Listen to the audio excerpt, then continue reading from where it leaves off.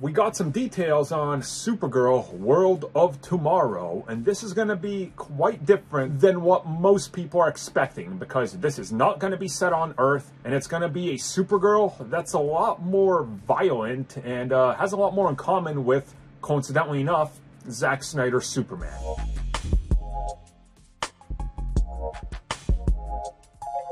Supergirl World of Tomorrow is a recent comic book run, a one-off, if you will, almost like an Elseworld tale. I guess we can kind of classify it as that. Of course, it won't be that in the DCU, and what we know so far is that they're very much going to focus on what the comic did. Now, I've only read the first issue. I never finished it because I picked up the first issue and I was like, I'll get this in trade, so maybe it's time I do that. But I did keep up with what happened, and Supergirl is completely different. Whereas Superman is a lot more about the people, the belief, and trusting everybody. Supergirl is a little bit more jaded. She doesn't have that trust. She kind of is told to be careful, to not trust that many people, and the things she sees changes her perspective on humanity. And that's because she lives on a chunk of the blown up planet. And it's almost like a post-apocalyptic, Mad Max-ish style part of the world that she grows up in, as opposed to Clark. So when she shows up, he's going to be the optimist,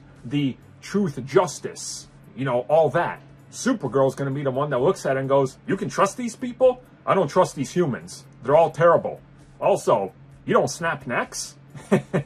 You've never lived how I have. Like, she's going to be completely different. She's going to be the cynic in this. And I think that's a good dynamic, because then Clark can have his younger cousin, once he grows up, to teach her how to be, you know, how to use that symbol and how to be the symbol of hope and how to turn her anger into good.